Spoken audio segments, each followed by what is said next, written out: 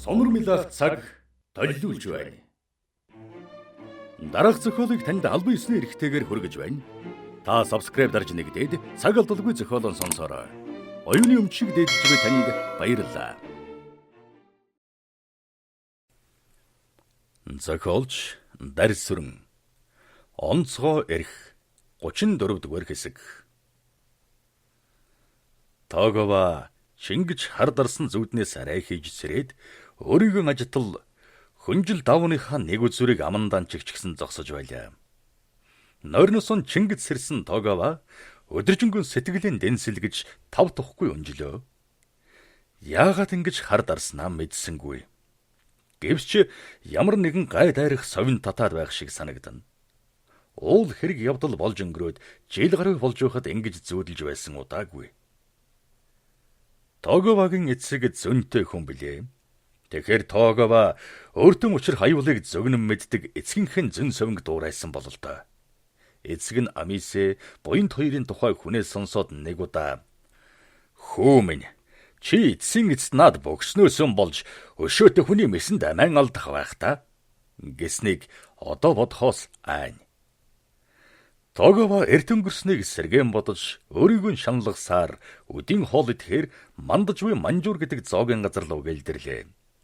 Түүнийг зоогийн газарт орж ирэхэд Квантуны армийн тагнуулын газрын ажилтан хошууч Симото угтан уулзав. Симото Юкиг Токио руу явсны дараа Квантуны армийн штабт ирж Монголын асуудал эрхлэх болж Синзинд суурьшжээ. "Тогова-сан, та надтай хамт олохгүй юу? Бас ярмаар юм байна." Тогова түүний урилгыг хүлээн авч ширээнэ дэргэд суухдаа "Энэ золиг юуны үнрээр ингэж байгаа бол доо" гэж бодоод болгоомжлов. Харин Симото Тоговагийн орноос хоол захиалж сакэ авчрууллаа. "Тогова-сан, та буянтыг сайн тань байхаа?" гэж асуухад Тогова бүлэг зэлгсэн юм шиг хээ бүлтэлцснөө "Тэгнэ тэр. Гайны буянтын асуудлыг тагнуулынхан сонирхсан байх нэ. Яагаад тэр? Амисэгээ явуулгуу" гэж бодлоо. "Эрхэм ашууча, танихан тань шүү. Гэхдээ бурхан болчихсон хүн шүү дээ" гэж хэлэхтийн биеэн барьлаа. "Тогова-сан, би таны өгүүлэлгийг уншсан. Таныг битсэн гэхэд өнөмшмөргүй юм аа. Найруулга нь таныхаас ондоо юм байна лээ." "Симото-сан, үннийг хэлэхэд буянтыг өгсөн гэдгийг би нүдэрээ үзээгүй. Гэхдээ надад мэдээлсэн тэр хүн бол их нэрсүртэй, найдвартай хүн шүү" гэж хэлэхдээ "Симото бүх хэргийг мэдж байгаа бол л тоо. Тиймээс юу ч нууж болохгүй" гэж өөртөө захиж байлаа. Хошууч хоолон идэсний дараач буянтын тухай дахин яриад илгэсэнгүй. Тэгтэн Тоговагаас нүд салгасангүй. Тогова хошуучийг нүдний булангаар ширтэн "Энэ новш намайг нилээн хоргоохон дээ" гэж бодоод дуугүй байлаа. Гэтэл Симото зоогийн газараас хараад дуугүй явснаа "Хоёулаа штаб дээр очиж манай өрөөнд буянтын тухай ярилцъя" гэхэд Тоговагийн зүрх зогсчих шиг болов. Тогова хэрхэн мэдэхгүй Симотог даган Квантуны армийн штаб руу гэлдэрэхдээ "Армийн тагнуулын газар буянтыг яагаад сонирхоод байна?" гэж өөрөөсөн асууж учрыг үл олно. Симото өрөөндөн орж ирээд Тоговад сандал өгөөд "Тогова-сан, та буянтын талаар баггүй нүгэл үйлчсэн чинь илэрхий болсон. Тэгэхээр тун эвгүй байдалд орж магадгүй" гэж хэлээд Токио дахь харлуу нийгэмлэгийн удирдлагаас сэрвэлсэн тодорхойлтыг үзүүлв. Генерал Тоямагийн гарын үсэгтэй бичигт буянтын зан төрх, Токиод гүйцэтгсэн үүрэг, хувийн сонирхол, авиасын талаар яггүй тодорхойлсон төдийгүй түүнийг Аянаусу гэдэг нууц нэртэй байсныг бичжээ. Түүгээр зогссонгүй буянтыг Монголын асуудал ажиллагаанд оролцуулах тухай өөрийнхөө саналыг Кемптай нэрийн өмнөөс бичигтэн найдвартай гэдэг тодорхойлолт гаргажээ. Симото сөрөг тагнуулын газараас ирсэн энэ тодорхойлолтыг Тоговад үзүүлэх ёсгүй ажээ. Гэсэн ч үзүүлэх шалтгаан бий. Тэр тодорхойлолтыг Симотог нь дарга өгөхтөн "Миний мэдж байгаагаар бол буянд Токиод байхдаа цэргийн нууц байгууллагын хүчин зүтгэж явсан хүн. Гэхдээ алдаа гаргаж байсан удаатай. Гэсэн ч тэр бол асуудлыг хөндрүүлэх шалтгаан болохгүй. Харин Тоговагийн бичсэн зүйл бол цэвэр хувийн өшөө хонзонд тулгуурласан хэрэг" Гэж сануулсан болохоор Симото буянтыг халахаас ирсний дараа нарсанд төгжээгүй билээ. Буянтыг 4 сарын турш ажигласан ажиглалт Сун Юан Токиогийн тодорхойлолтыг үзвэл түүнийг хардаж сэжиглээд байх гойд зүйл байсангүй. Симото Квантуны армийн тусгай төлөөлөгчөөр дамжуулж өрөмж Сонжоос авсан баримттай танилцаад Тогаватай уулзахаар шийдсэн. Тэр баримтанд бүх асуудлыг шийдэхэд хэрэгтэй зүйл баггүй байлаа. Аксакал хэмээгдэх Элберис жинжтийг түвэхтэн бидэнд мэдэгдээгүй. Бид ч жинжтийн талаар ямар нэгэн удирдамж өгөөгүй. Энэ хэргийг тэд өөрсдийн дураар үйлдэлсэн байна. Тиймээс бурууга хүлээж тодорхойлт гаргасан. Тэд өөрсдийнхөө энэ хэргийг сэжиггүй болохын тулд Тогавасанд 5,000 йен өгч сонд бичих зүйлийг зааварласан байна. Гэжээ. Тогава харлуу нэгэмлэгийн удирдагч Тоямагийн захааг уншихад буянгийн талаар ямар нэгэн гай дэгдэх нь илэрхий болсныг мэдээд Симотогийн царай өөд гөлөрсөөр "Шивсадоно, би тэгээд одоо яах вэ?" гэж асуулаа. Тогава генералын захааг уншаад тоомсоргүй хандвал түүнд өрөмчийн тодорхойлтыг үзүүлэх ёстой байсан Симото Тогаваг ингэж асуусан болохоор гэмээн бүрэн ойлгосныг шинж гэж үзлээ. Мэдгүй. Хэрв буянтын нэр төрийг хамгаалах асуудал өндийвэл таныг хариуцлах татна. Эцэст нь хэлэхэд Амисе буянтын нэр төрийг бодохоос биш таныг нохоон гөлгөний чинээтэй тоохгүй шүү. Амисе одоо ямар хүний ихнэр болсыг мартав зэ. Тэр гоё сайхан хүүхэн хөгшин зөнөгт сайхан биеийн зориулгатаа нэлээд тооцоотой гэдгийг санах хэрэгтэй. Тэгэхээр бидэн шиг муусан нусан жур байтугай. Цаг нэрвэл цэргийн яамны сайд яаж чадахгүй үгийн дагна гэдгийг анхаарах ёстой. Гэж омогдонгуй хэллээ. Тогавас Симотогийн энэ үгийг Чуулал таалганы Америкийн консулын өнөө ноёны үгтэй харшуулаад Амисегийн гараас амьд молтрахгүй гэдгийг юунаас ч илүү ойлголоо. Тэгээд гэртэн орж ирснийхэн дараа орон дэрэн гэдргээ харан хэвтэж эргэцүүлэн бодтол аимшигт явдал сэтгэлд дараалан орж нүдэнд нь сүйтгэнэн. Тогава энэ шөнө үр цайтал нүд аньсангүй. Тэгээд өглөө эрт босож хувцлаад Симототой уулзаж Амисегийн өшөөнзөнгоос хэрхэн мултрахаа зөвлөхөөр штаб руу гэлдэрлээ. Тэрээр Квантуны армийн штабын хашаанд байдаг цайны газраар орж өглөөний цай ууц суутал харангийн шинэ костюм өмсөж цагаан цамц дээр эрвэхээ цангаа дэгжирхэ зүүсэн нэг хүн орж ирээд арх дарс тамхи худалдаг лангууны дэргэд очив. Тогава түүнийг хаанг хараад энэ хүнийг хаана харлаа? Ингэж дэгж хувцалсныг бодвол цэргийн тагнуулынхан байх. Тэгсэн байдлаа яасан танилцаарай вэ? Би чинь тагнуулын газрынханаас Симотог танина. Гэж бодсоор лангуу руу харахтаа өнөө залуугийн бараанаар хамаг биеэр нь хүй төргөж салган нь чичирч байгааг мэдээд "Эн чинь буянтуу да" гэж өөртөө шивнэн хэлээд эг маг ээрлээ. Нэмгэн урвал дээрэн Япон сахал дэгжирхэн тавьсан буянтыг харж самгарсан Тогава нүрээрээ халуу дүгэн бөөг мэдээд цайны газраас хурдан гарахыг хичээж суудлаасан босохдоо буянтад хар авахуулахгүйг мэрэж бараг мяраах шахан алхсаар цайны газраас гараад сая амьсгаа авч гүнээ санаа алдав.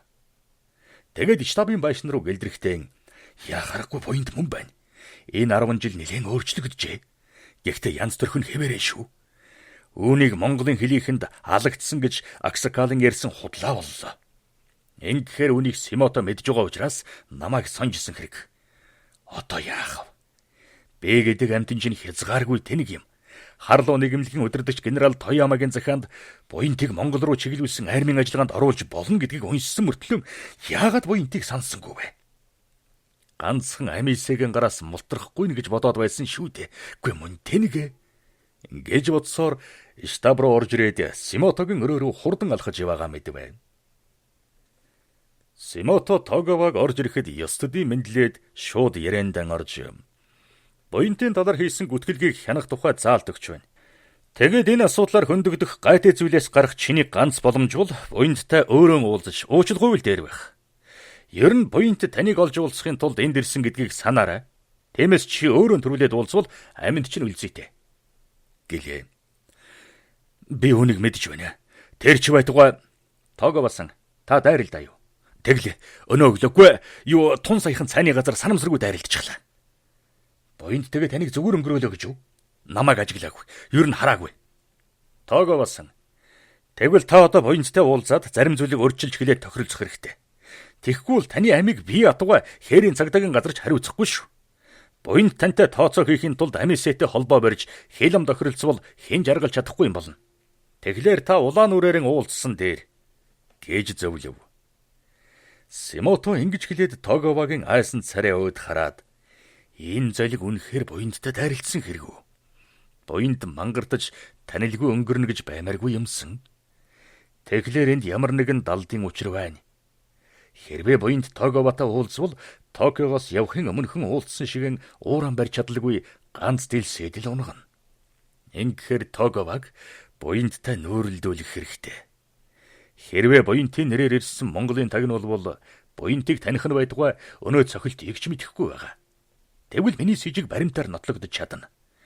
Буйнд ямар ч хүнийг ганц цохиод дагзар нь буулгадаг онцлог барилтай хүн дээ. Гэж бодов.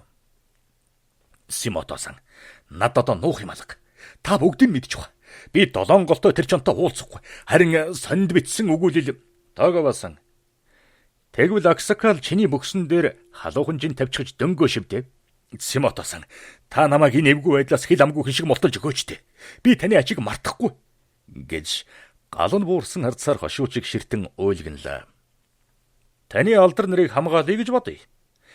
Гэтэл эн чинь ямар шухан адармаатай хэрэг вэ гэдгийг та мэднэ үсттэй. Бүр нарийн ярил хоолноос хагацж толгоогоор нь тоглох адармаатай тоглоом шүү. Би ойлгож байна. Гэхдээ гэд Тогова халааснаас 50-ийн дэвсгэртээр толгойлсон боодол доллар гаргаж би үүнийг аавруугаан гуйлах гэж цуглуулсан юм. Одоо энэ над хэрэггүй. Эн чинь 5,000 шүү. Симото-сан, та тоолсон ч болно. Гэд гараар анзаалаа. Тоговасан. Гэхдээ танаас ганц зүйлийг гуй. Та миний дэргэд буянттай уулзах ёстой. Танд ямар нэг гай учрахгүй гэдгийг амлаж болно. Энгүүл таны алдар нэрийг баттай хамгаалж болно. За яа гэх. Миний амь насанд хал болгүй юм бол би уулзъя. Гэж дурамжхан хэллээ. Маргааш өглөө та миний өрөөнд ирнэ. Таныг орж ирэхэд би буянттай ярьж явах болно. Та буянтыг таниагүй юм шиг л байгаарай. Тэгээд миний ширээн дөхөнгүүт орой манайхаар очоорой гэж хэлээд өрөөнөөс гарах хэрэгтэй. Ойлгов? Харин машингийн тоомсоргүй байх тусмаа сайн шүү. Ойлголоо. Энд чинь бол болмоор л юм шиг санагдаж байна. Харин цаадах чинь миний бараанаар бариад явбал яана. Тэр чинь улаан галзуу амтэн шүү дээ. Гэж болгоомжлон хэлэхэд нь Симото Токиогийн зоогийн газар болсон тэр явдал дахиад давтагдахгүй. Ер нь тэр уулзалт таны зүрхэнд шар усруулчих ч дээ. Гэж хэлээд Тоговагийн сэтгэлийг заслаа. Тогова Симотогийн өрөөнөөс гарахтаа энэ хошууч тун нарийн судалжээ. Токиод болсон сүүлчийн уулзалтыг хүртэл мэдж байна. Гэж бодлоо.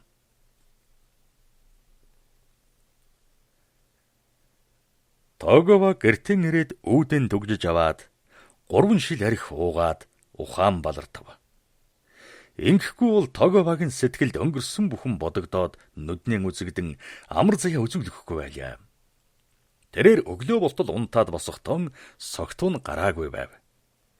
Тэгээд Симотогийн өрөө рүү очих цаг болсон тул зүрхийн чангалахыг хичээж нэг шил саке болгоод дөрөө чангалав. Тоговаг Кавантоны армийн штаб руу согтуу орж ирэхэд ерөнхий дижүүр түүний толгооноос хөл хүртэл сүрхий харснан харилцууран авч Симотогийн өрөө рүү гэлдэрч яваад Тоговагийн араас ширтэн ажиглаад "Шивсатона, Тоговасан их согтуу ирлээ. Гэсэн ч өдөрдөмж ёсоор штаб руу оруулчихлаа. Одоо таны өрөө рүү явж байна." гэж илтгэв. Тоговаг Симотогийн өрөөнд ортол дүүний туслах угтан уулзаад "Тоговасан, та Шивсатоногийн өрөөнд ороод тэнд байгаа хүнтэй мэндэлчих болохгүй." гэж сануултал Тогова "Би өөрөө мэднэ." гэд Симотогийн үүдний бариулаас сатгаад өөр лүгэн татлаа. Хаалгаар говьж давсаар орж ирсэн Тоговагийн гадаад байдлыг хараад Симотогийн уур гэнэт авалзав. Гэтэл Тогова дайвалцахгүй хичээж биеэн барин алхсаар Симотогийн дэргэд ирээд нэг нүдэн анисхийн буянтыг тоомсоргүй харж ярвайхыг ажваас баригдсан хүн гэж бодсон нь илэрхий байлаа. Чухам энхэн үед янжууран асааж байсан Симото энэ лүд чинь аймхай мөртлөө овжин золиг юм аа. Аятайхан арга олсон байна. Тэгэд яггүй жүжиглэж байхыг нь хараач гэж бодоод сэтгэлийнхэн бухимдлыг барьж тайвширлаа. Тогова харцсан тогтоож ядан харснаа Симото-сан чи ч хүн байцааж байгаа юм уу? За яха би явла. Харин орой манахаар очиод хоорой гэд өөд рүү эргэв. Тогова говьж дайвсаар хаалганы дэргэд очиход буянт түүнийг ажиглаагүй царайлж суухыг мэдсэн Симото сэтгэлдэн энэ чинь буянт биш болох нэ. Буянтын нэрээр ирсэн Монголын тагнав болж таарлаа шүү гэж бодоод суудлаасан өндийтэл буянт хаалгаар гарах гэж байсан Тоговаг агшин зур барьж яваад хорсолтойгоор Тоговасан гэж хахир муухай дуугаар хашгиртал өнөөхөн согтун үдэн онийлхон гайхсан байдлаар буянт руу харснаа "Эрхмээ, яаж байна? Та над юм хэлв үү?" гэж хайхрамжгүй асуулаа. "Хаа мөн дөө, намайг танихгүй хүн болж дайж гинж байна уу? Би ч хамааг өгсөн байхад ясаар ч танин." Гэд зүүн гараараа эрүүн дороос нь өлгөн хүчтэй цохоод ухаан балартаж тэнцвэрийн алдан тонгоох тэрхэн гэгшинд хоёр гарын зангидсан нударгаар ардагз руу нь буулгав. Симото энэ бүхнийг харж зогсохдоо Токиогоос ирсэн тодорхойлтонд зоогийн газар ингэж зогсныг гэрчилсэн хүмүүсийн мэдүүлэг хавсархсныг санав. Симото буянтын дэргэд ирж шалан дээр ухаангүй байгаа Тоговаа руу тонгоон харснаа "Буянта, та ч хэтрүүлчих шиг боллоо да. Уг нь тагзрын цог хэрэггүй л байсан юм да." Гэхэд буянта "Би ямар ч юмыг дутуу хийх дургүй хүн шүү. Гэхдээ дутуу дуулжсан. Уг нь алах байсан юм" гэж хэнэггүй хэлв. Симото энэ үгийг л буянтын амнаас дуулах байсан. Учир нь буянтыг Токиогийн цагдаагийнхан яг л Симотогийн ажлаар асуухад буянт саяг шигэн хариулсан болоо юм. Симото өдөрдөмжийн ёсоор буянтыг шалгасан эцсийн сорилтын дүнг даргадан илдэглээ. "Тайсадона, Амисыг чанчуун дэрвэлбэл яасан бэ? Бидний сэжгийг тайлах эцсийн найдвар бол ганцхан Амиси үлдлээ." Гэхэд Симотогийн итгэлийг уншиж суусан хурандаа "Шиуса, энэ талаар би бодож байна. Гэхдээ удирдлагаас зөвшөөрөл авах ёстой. Харин одоо буянтын саналыг дэмжиж Харбин руу явуулсан дээр бид өөрийнхөө хэмжээнд сорж үзлээ. Энд болсон бүх явдал Токиогийн тодорхойлолтод орсон баримттай яг тулна. Энэ бол жинхэнэ нотлого. Буянтаас өөр хэнж хийж чадахгүй зан арын шингийн гойд онцлогийг ямар ч авьяастай тагнуулж давтах ёсгүй. Энэ бол түүнийг жинхэнэ буянт гэдгийг баталж байна. Гэхдээ яах вэ? Ингэс хийгээд өөрт нь их сэжиг өгөлгүй орхихон дээр. Харин Харбинд очисон хойно ажиглалтан улам чангаруулах хэрэгтэй. Тиймээс цагдаагийн газар явуулах тодорхойлтыг тун сэжиггүй буянтын хүслийн дагуу хийж өг. Чингээ цаашдаа буянттай хэрхэн ажиллаж ажиглах тухай нарийн төлөвлөгөө гаргаж танилцуулаарай" гэлээ. Хошуучч хурандагийн энэ саналыг дуртая хүлээн авлаа. Буянт Синзин буюу Чанчунд хүргэгдэж ирснийхэн дараа Харбинд сууршиж хувьс засварын газар нээх зөвшөөрөл гуйсан юм. Одоо түүний хүслийн дагуу Харбин руу явах бичиг баримтыг бэлдсэн Симото нэгэн өдөр буянттай уулзаад "Буянтсан, Монголын Уйзен бэсийн нутагт байдаг тэргүүн буянт гэдэг нэг хийдийн өмнөх суврагад байдаг цул алтан очир алга болсон гэдэг.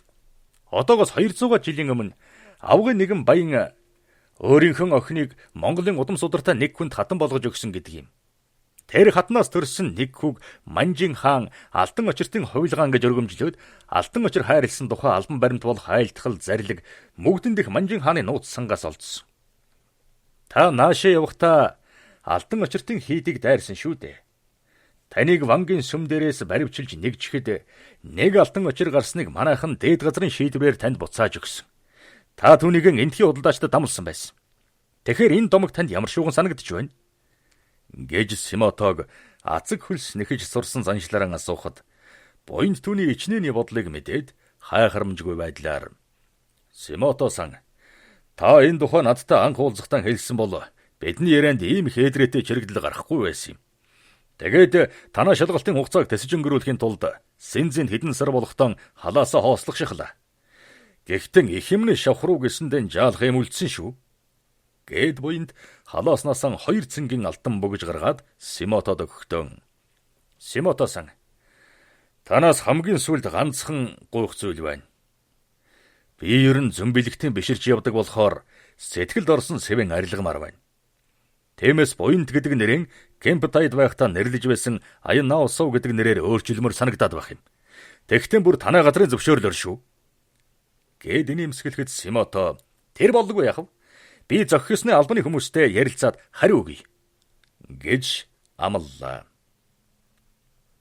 34 дугаар хэсэг төгсөв.